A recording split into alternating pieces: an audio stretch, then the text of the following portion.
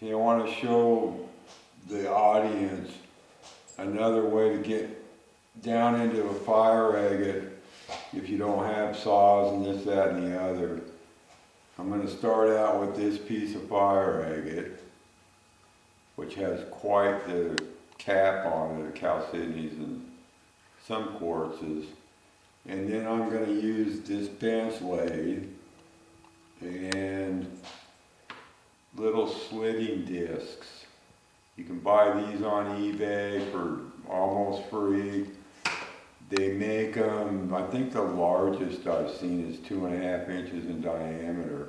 I tried to find some of my larger ones, but I apparently gave them away to somebody. So I'm going to go ahead and work on this stone with these small ones, which are only, I think they're only about 3/4 of an inch in diameter.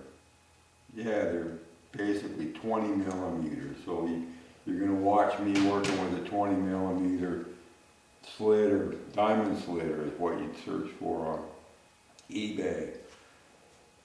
I'll go ahead and get ready to rip. Okay, this is just to give you an idea why this rock was chosen. You know, obviously it has a real thick layer on it, which a lot of times you don't get those, which I prefer. Anyway, if you'll look at the edge of this stone, you can see what looks like fire peeking through right in here. You know, whether there's good color under there or not, we'll find out here pretty soon. But if you look at the bottom side where it was broken, you can see a lot of little fire agate dots in there. So that leads me to believe there's probably I know there's a fire agate under here. Now whether there's a real beautiful one or not, it's always, you always have to figure that out. Anyway, what we're going to end up doing here in just a few is I'll get the water system set up on this slitter and we'll fire it up and I'll start removing this overburden pretty quick. You know, you'll see here in a few minutes. I'm going to kind of show you how you can get by with minimal water. If you'll notice the drip I've got coming off of my little hypo needle there, it's almost what you could call no water, not quite no water, but, and the main reason I use the minimal amount of water I can get away with is you don't have a bunch of mist and overspray and wet going all over you. This bench lathe doesn't slow down as much as I'd like for a lot of purposes, but I'm going to go ahead and work this. I'll find a spot where I can get down pretty quick. You just start cutting slots.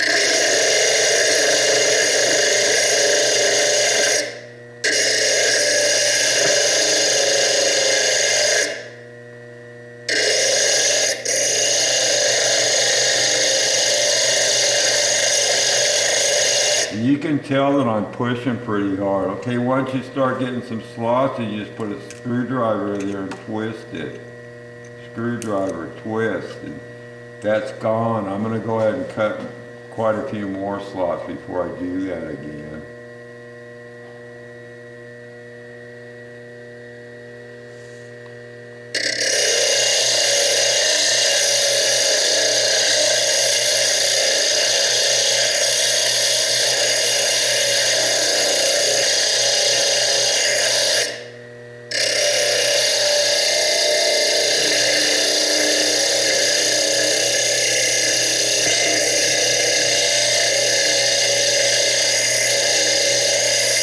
You can tell by the noise of the machine as I'm putting some pretty good pressure on it.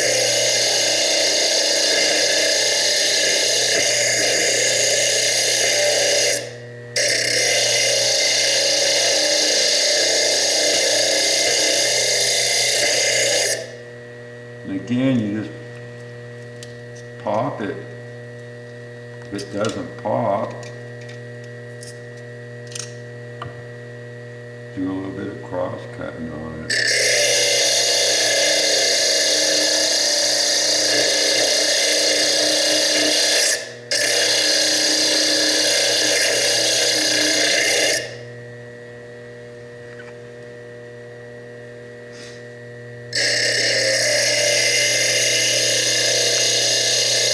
nice thing about these discs, which is really surprising, is that they seem to keep cutting even after the diamond's off the face of them.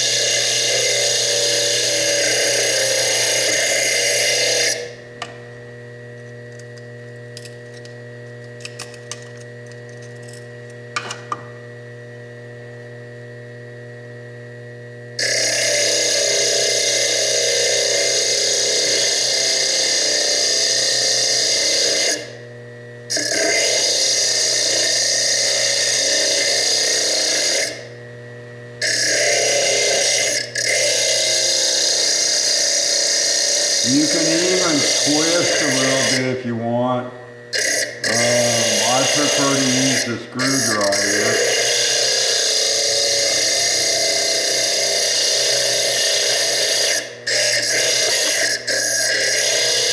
As long as you have a good grip on the stone, it's not going to really cause you too much problem.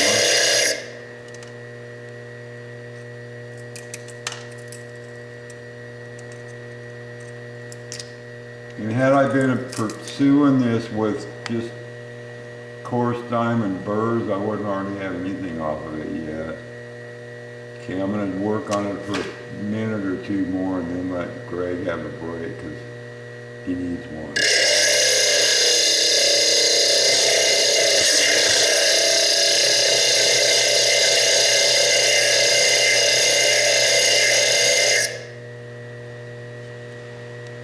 Another thing you can do is use just your standard wire cutters.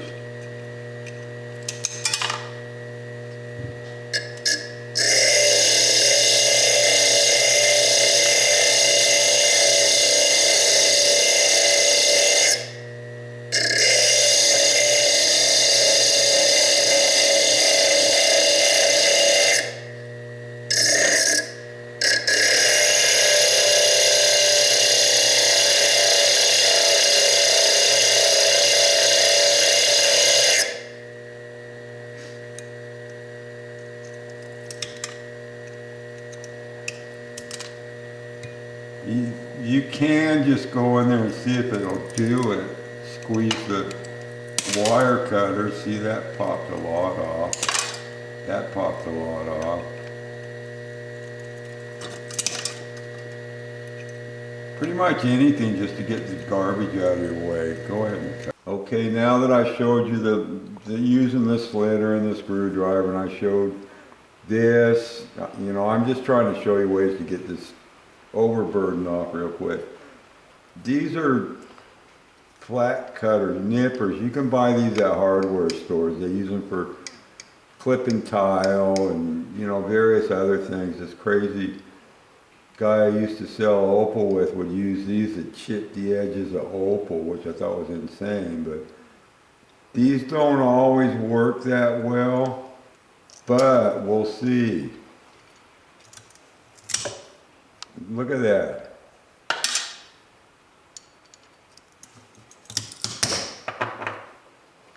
So you just have to figure out ways that work good for you to where you don't have to spend forever with diamond burrs.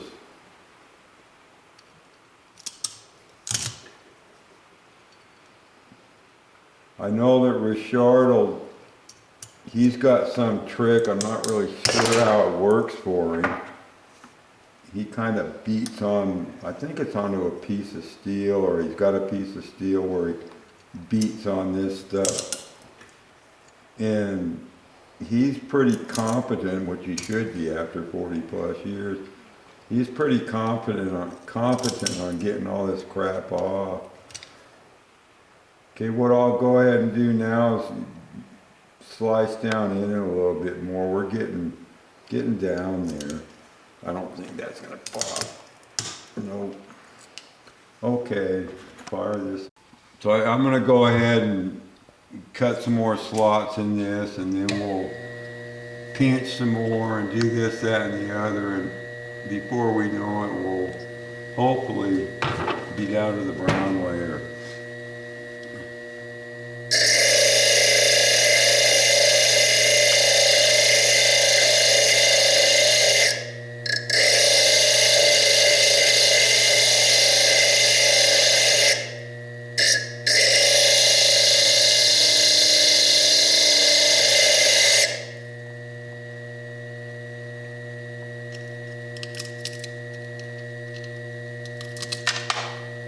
that, all that fell off.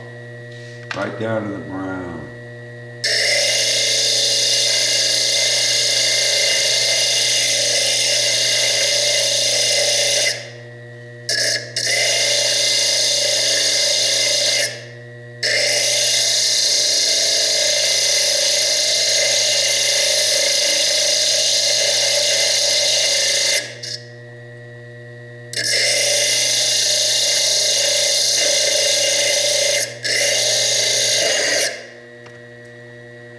Hopefully now that that's started, a lot of more of it will pop up to the brown, although it doesn't seem like it's going to cooperate here.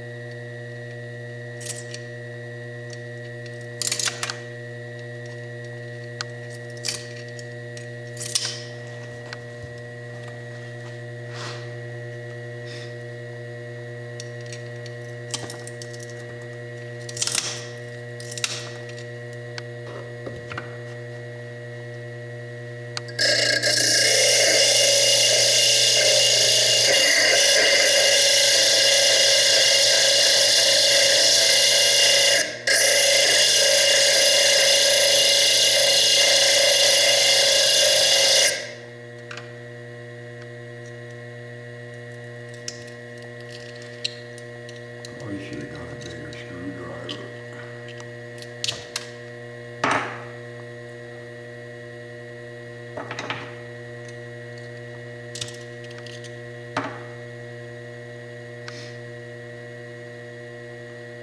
Start trying to work my way across the brown.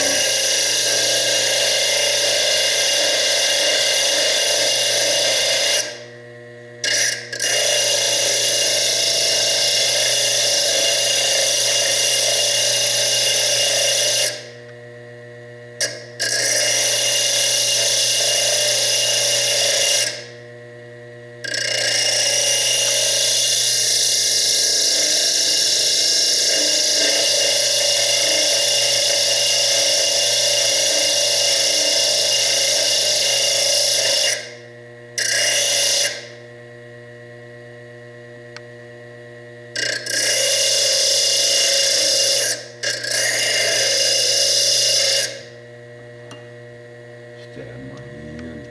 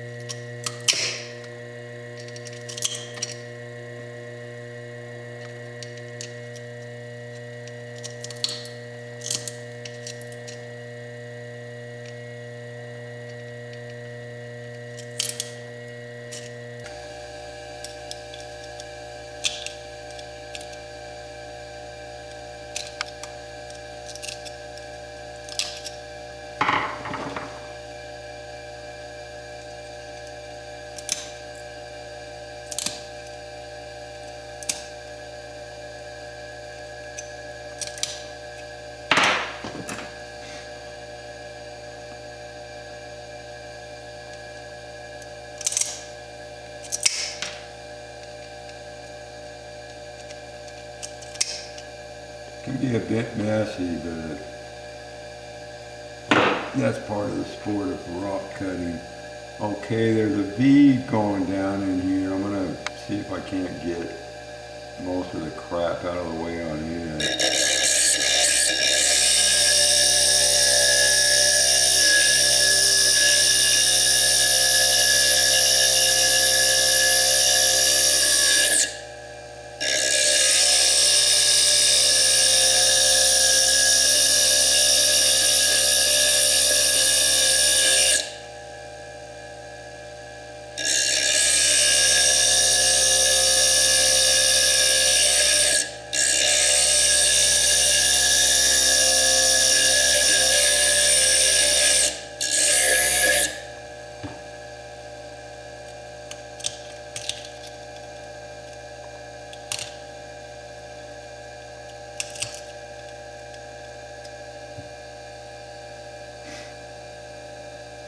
More over here.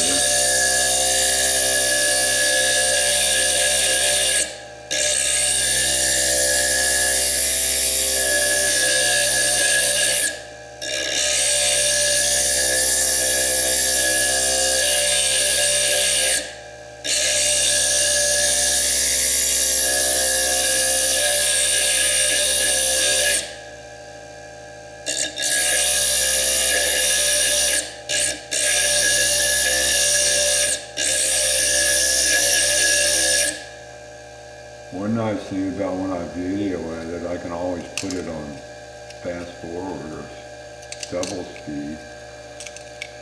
See, I'm starting to get down to the brown now, you know, and that's when you have to be a little bit careful, or really careful when you start seeing that. Just work your way away from where you saw the brown. I can see out in here where the brown goes out.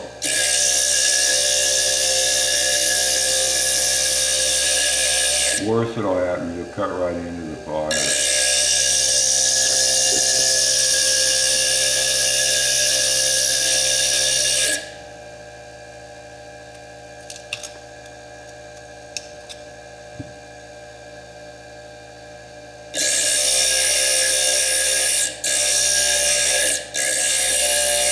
And if you watch down in the slot, you can see when the brown starts showing up.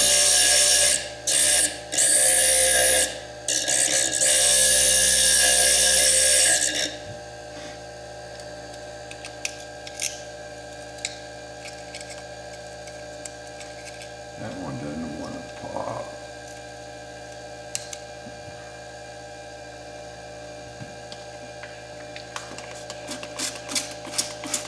Because you can, now you're starting to see little hints of brown here and there. So now that I have that visible, I can start working out from that area where the brown's showing. Look at like this side, I can see the brown layers, so I can kind of line up to where I've already down to the brown.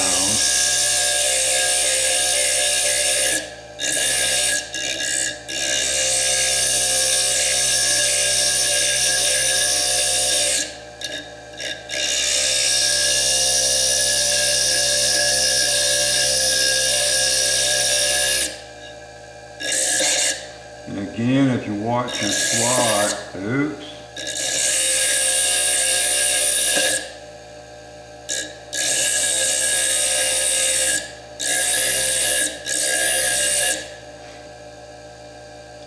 Call those grabby A's. Poke myself with this screwdriver a few more times. We'll be having blood in the water.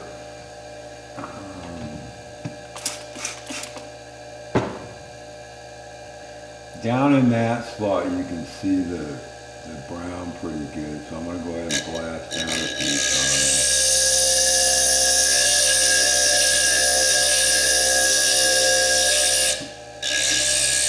And again, until you have some understanding and confidence in what you're doing, you can just go down slow. You know, I've done on enough of these things to where it's not all that often that I'll pop into the actual fire layer. You can see the brown showing again.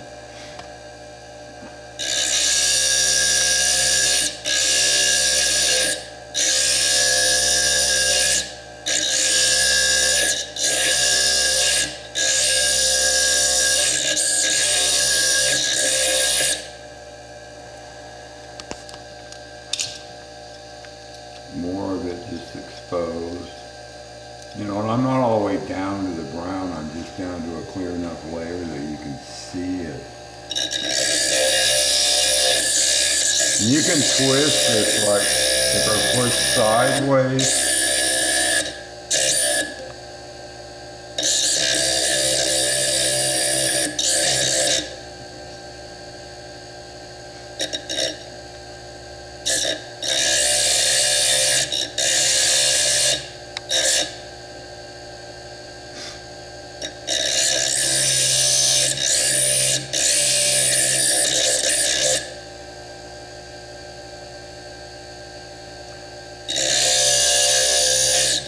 Yeah, I think what we're going to do is we're going to stop filming for a while, and I'm just going to get a lot of this stuff out of the way.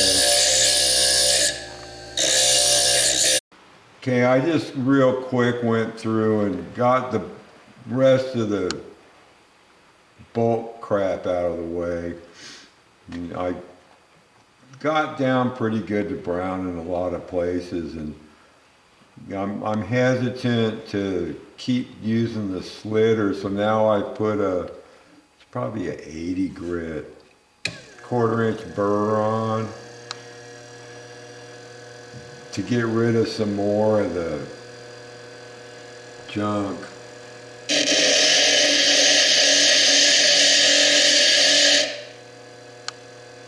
And what I'll do is I'll try to get down to where I'm seeing brown, not actual true brown, but brown, the brown through the layer.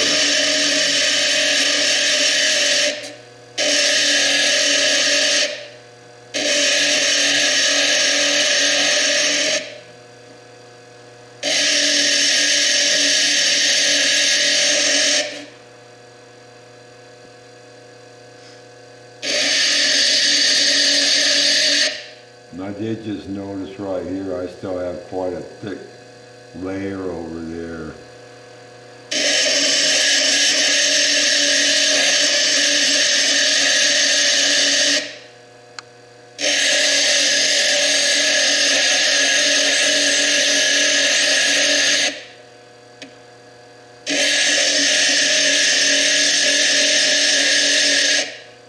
Some of this is relatively soft.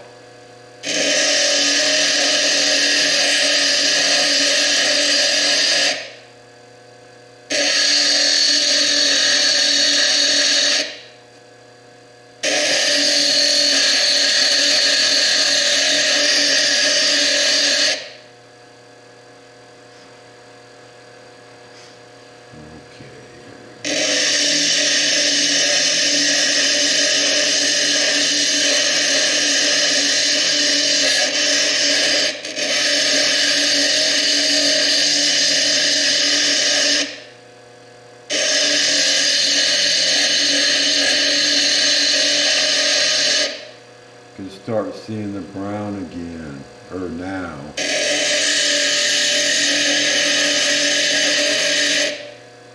And you're better off if you're caring about what you end up with, about being better to spend a little bit more time than screw your stone out.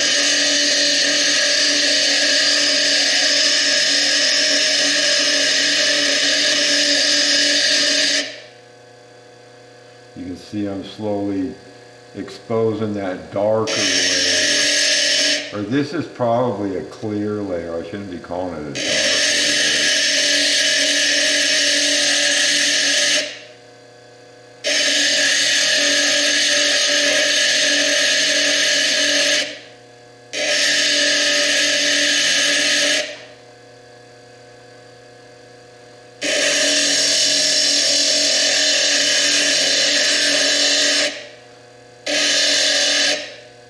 You with a handheld Foredom, right? Yeah, handheld in a Foredom with these 1/4-inch tools, but the nice thing about this bench lathe is you can put a lot more pressure on it.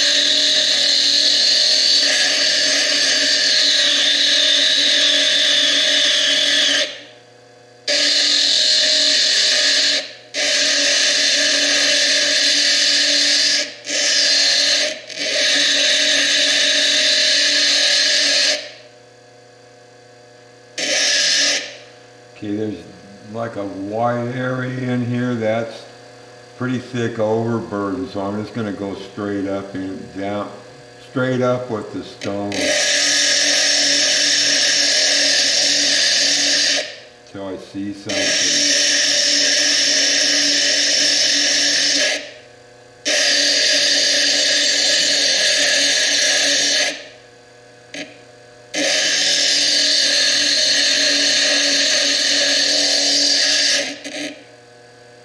Starting to show a little bit.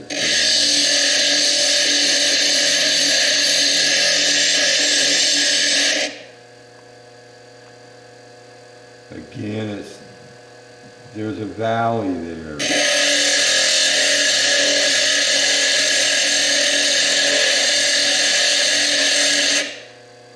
You can kind of see a pattern here, and that's showing you that it's dropping into a valley.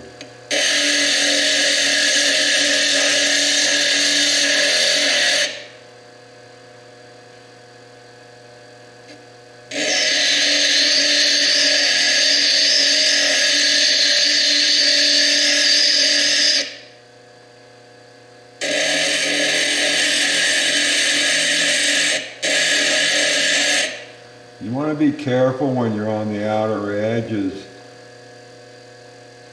so you don't cut through layers on the side of your stone. Sometimes that doesn't really matter, but sometimes it messes your stone up in no time.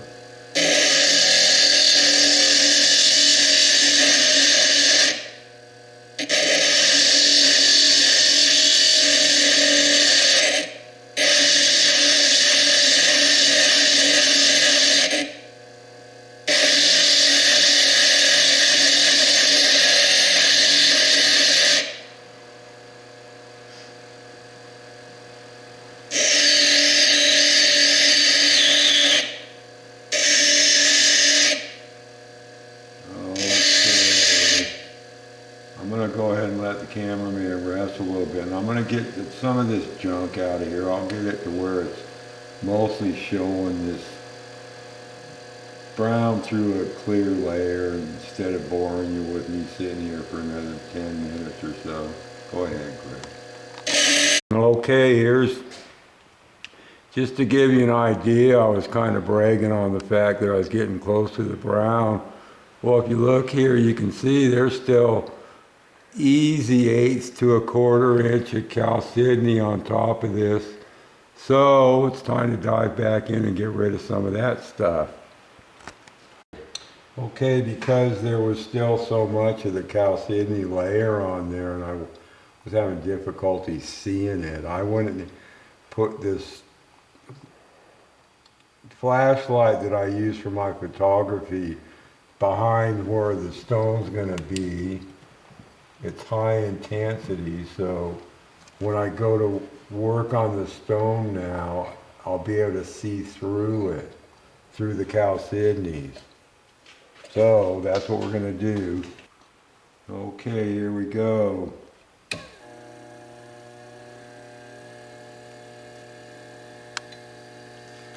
Ah, much nicer. Yeah, that backlight's pretty critical. You know, had I been doing this stone on my Cobbing machine, I'd have got all the junk off of it in about 5 minutes.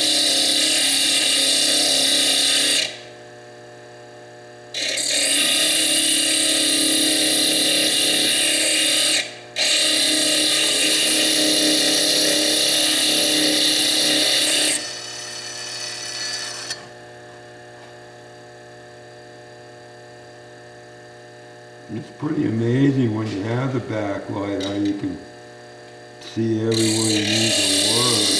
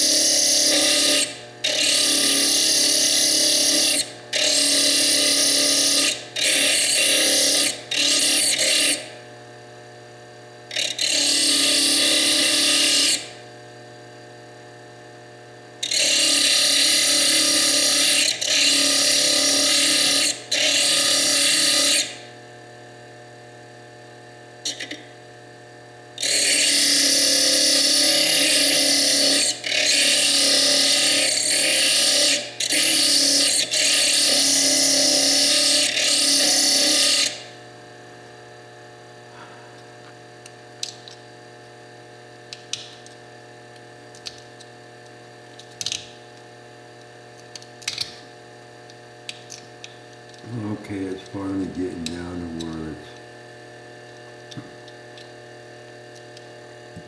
you can see dark, but it's still got quite a bit of a clear layer on it.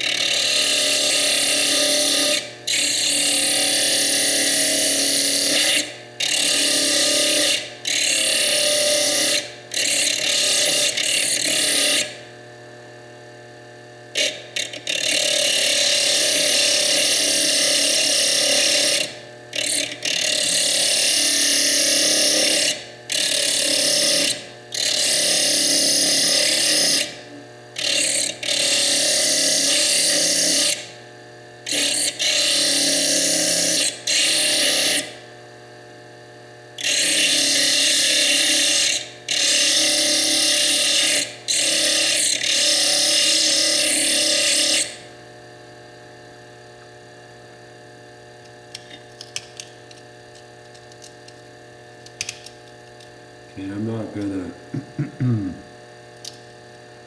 bore all y'all with a lot of this overburden removal.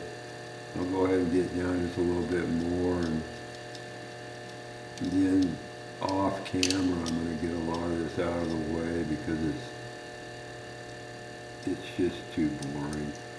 I am starting to see some fire under here. Let me clean this spot a little bit so you can see it.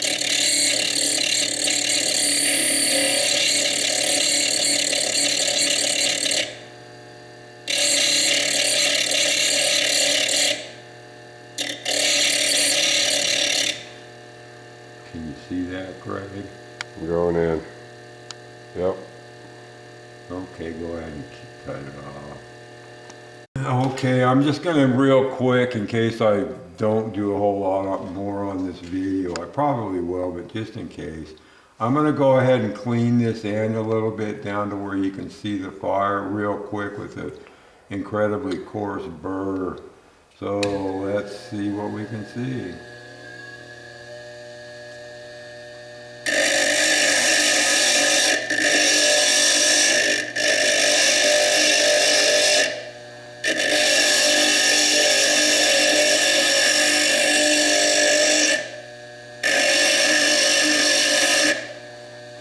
Turn this light on.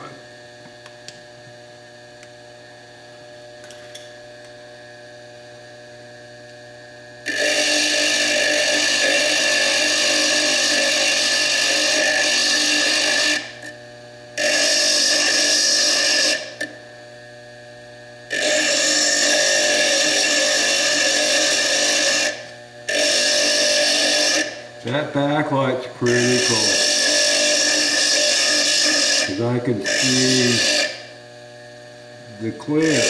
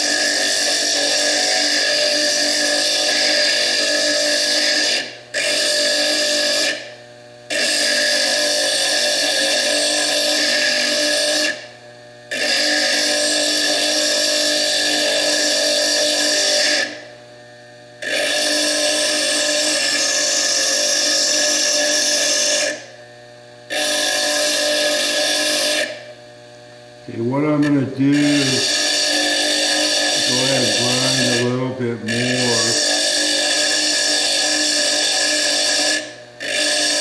There's still a clear layer over there.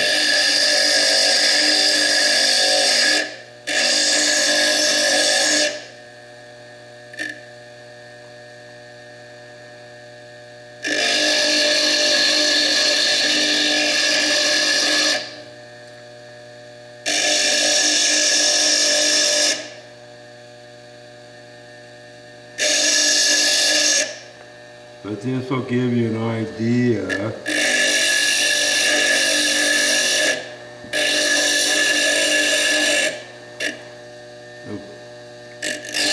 what you have to do. You need to do this over the whole stone, but I just worked one end.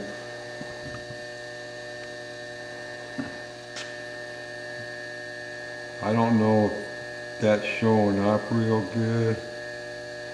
But you can see the color layer down underneath where it's still clear.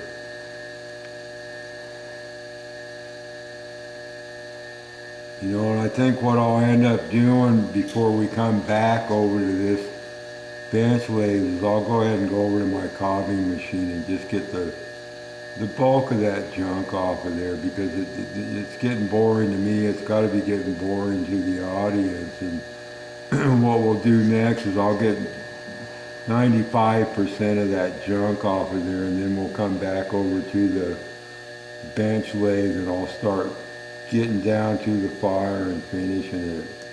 So that'll do it for now.